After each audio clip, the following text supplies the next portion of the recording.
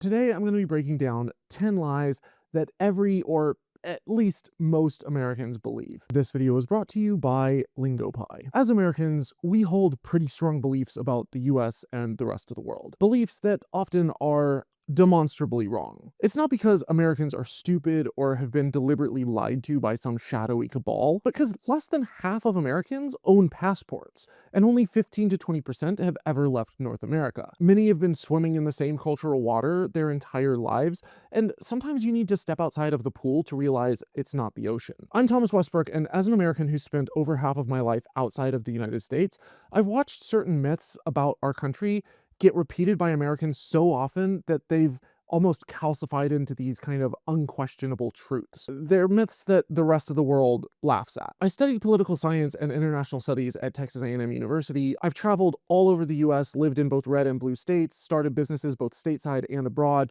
Internationally, I've traveled to over 35 countries. I've lived for at least a month or two in 14 of them, and I'm currently based in Europe. Now, I love my country, but the longer that I'm gone, the less desire that I have to move back. Because once you've seen how other developed nations actually function, it becomes painfully clear that many of the things that Americans are told about the rest of the world are straight up false. So today I'm going to be breaking down 10 lies that every or at least most Americans believe. Not to make anyone feel terrible about their country, but to show that things don't have to be this way. There are better alternatives, and we're capable of so much more. Starting with lie number 1. Universal healthcare is too expensive or inefficient to work. If you grew up in the US, you've likely heard this one 1,000 times. Universal healthcare is socialism. It'll bankrupt the country. You'll wait for months for a simple procedure, and the quality will plummet. But here's the reality. The United States spends more per person on healthcare than any other developed nation on Earth, and we get worse outcomes. Our life expectancy is lower, our infant mortality rates are higher, and medical debt is the leading cause of bankruptcy. Why? Because we don't have price controls on prescription drugs. A vial of insulin that costs $5 to produce sells for $300. Hospitals charge $20 for a single aspirin. Insurance companies then add layer upon layer of bureaucratic cost without actually improving care. Hell, their entire mission is to find shady ways to deny you the coverage that you have already paid for. Delay, deny, defend. Meanwhile, Germany operates a hybrid public-private system with regulated prices and universal coverage. The Netherlands uses private insurers but keeps them under strict regulation.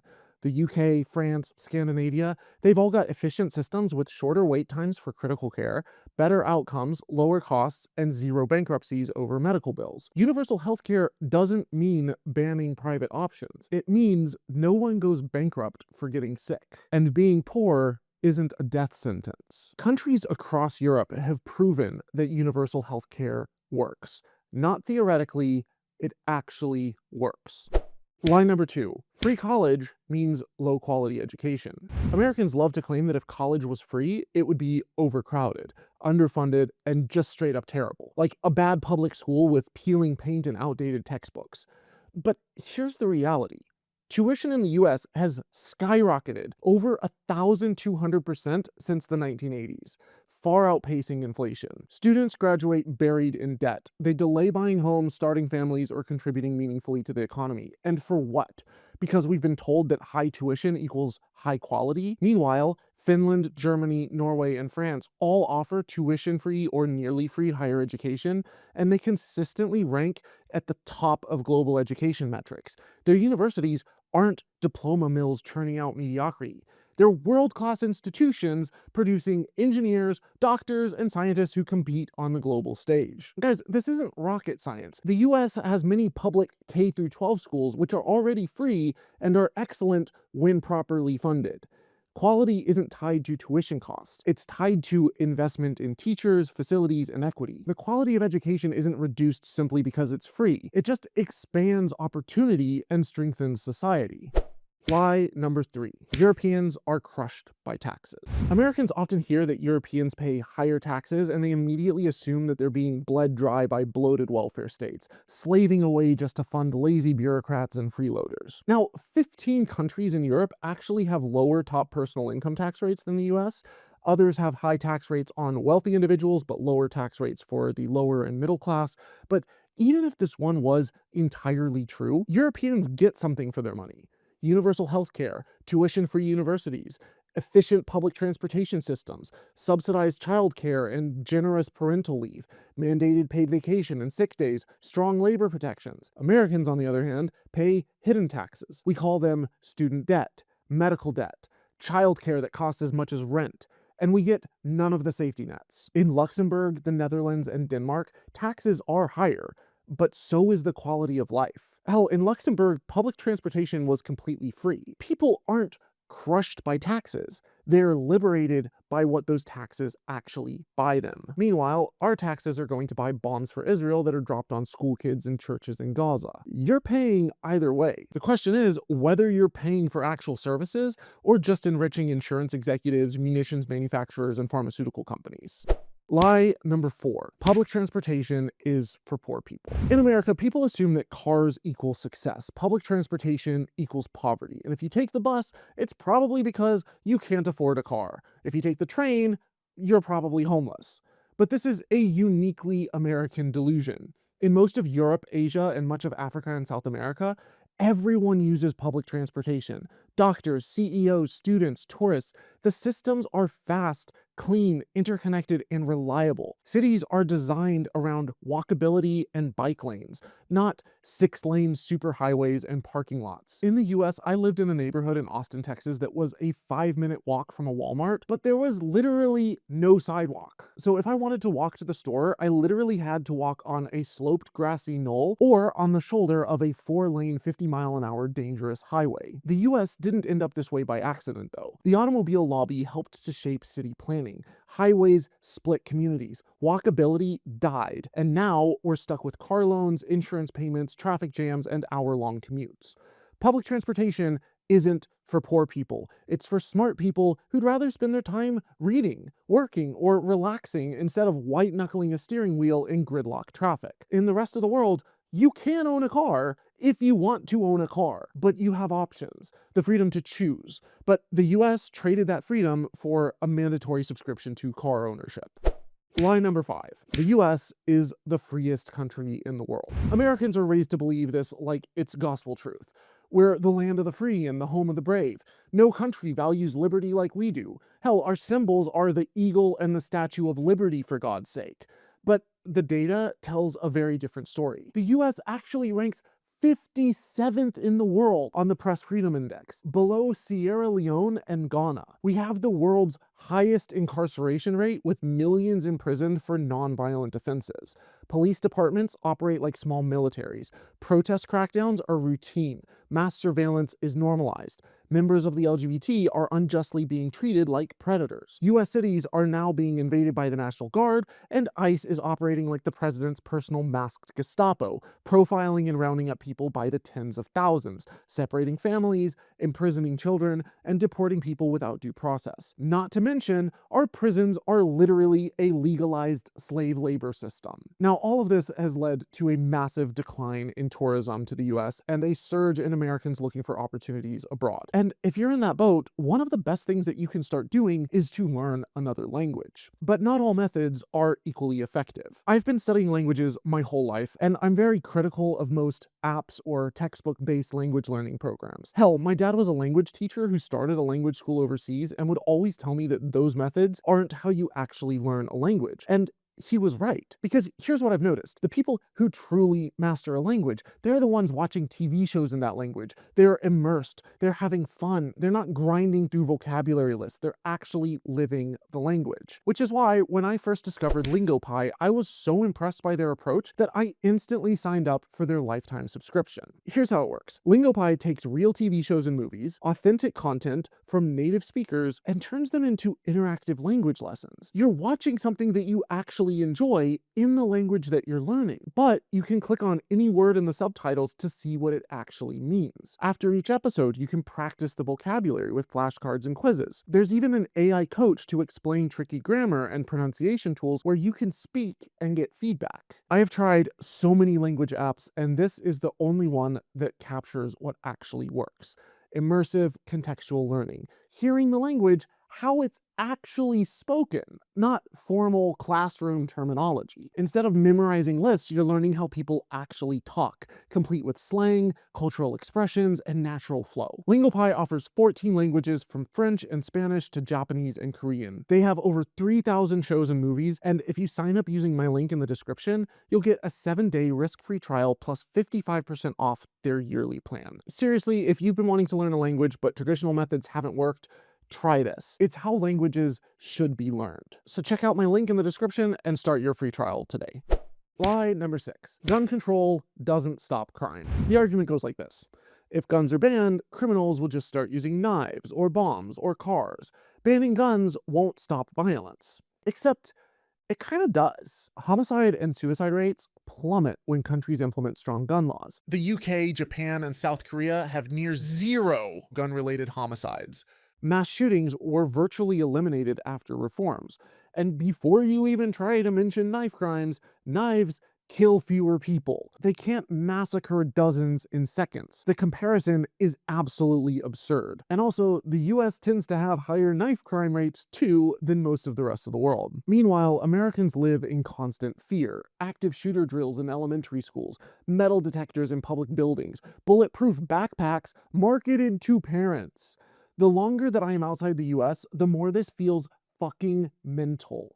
The NRA makes billions of dollars off of this lie and lobbies Congress to keep things exactly the way that they are. Because massacred children is great for gun company stock prices. In Europe, I never worry about guns. I don't worry if the person sitting next to me on the subway is armed. I don't worry that if I'm speaking at a conference that someone's gonna kick down the door and start massacring people in the audience. European children don't practice hiding under desks. See, gun control doesn't mean tyranny. It means fewer funerals. And also, there are countries in Europe that have guns, but they just have much, much more sane and strict regulations on who can get access to a gun.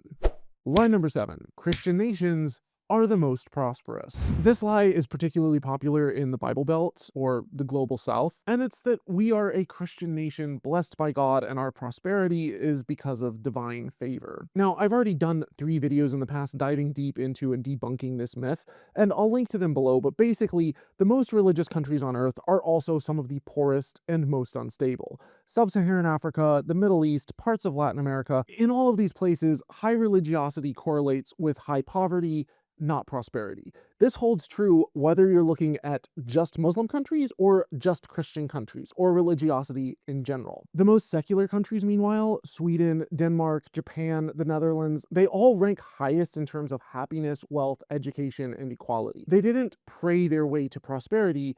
They built it through policy, education, and investment in people. Even inside the US, the most religious states have the worst health outcomes, highest crime rates, the most poverty, and the lowest educational attainment. Why would religion alleviate insecurity and suffering when it thrives on them? Prayer doesn't bring prosperity. Competent governance and rational planning do. Lie number 8.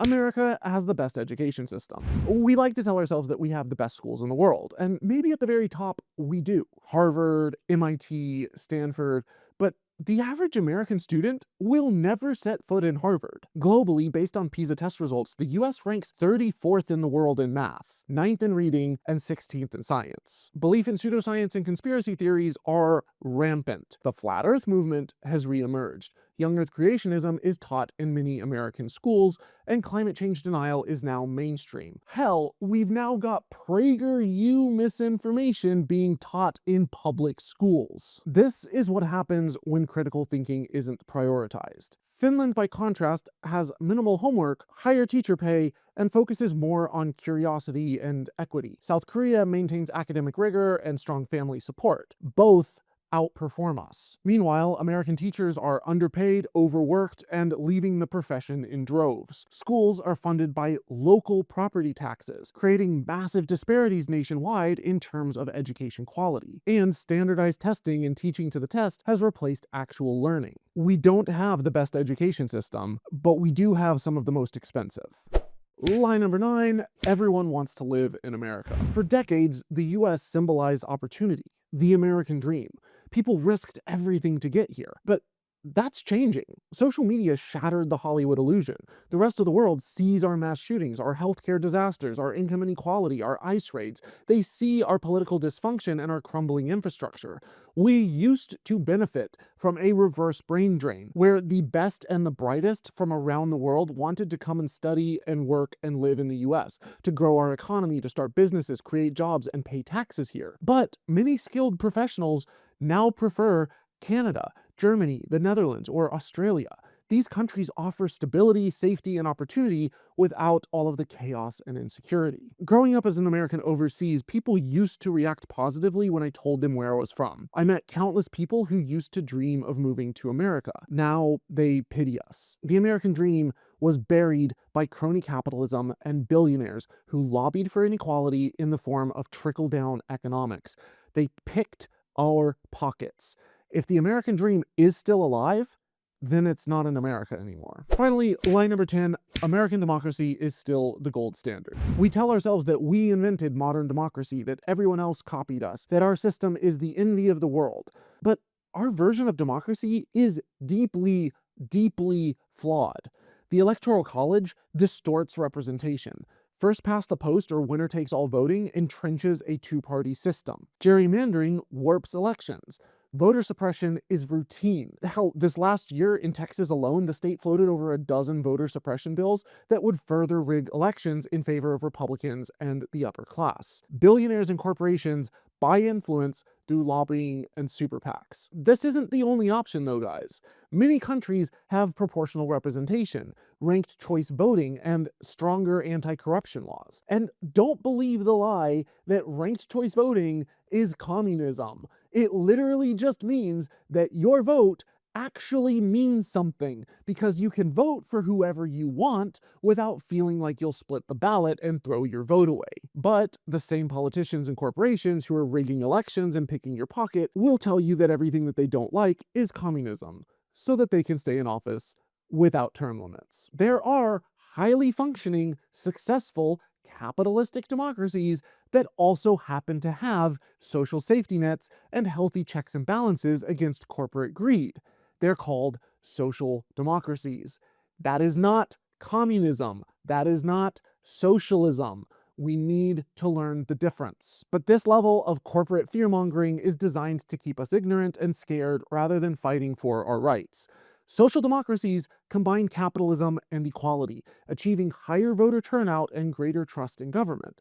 America isn't the gold standard of democracy that we think it is. We've kind of become the warning label. Now, I know that that's a lot, and I want to reemphasize that I don't hate America.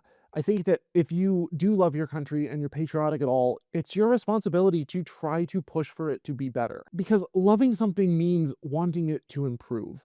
It means refusing to accept mediocrity when excellence is possible. Every myth that I've just dismantled keeps us stuck. It keeps us from demanding better healthcare, better education, better infrastructure, better governance, and preferably not a militarized paper-please Gestapo police force feeding a privatized for-profit prison system. Because if you believe that America is already the best at everything, why would you push for change? The rest of the world isn't perfect, but it proves one thing. America doesn't have to be this way. If freedom means anything, it means the freedom to change, to grow, to be better. But we have to fight for it. Thank you guys so much for your time. Don't forget to check out LingoPie, and as always, dare to be curious, but don't drink the Kool-Aid.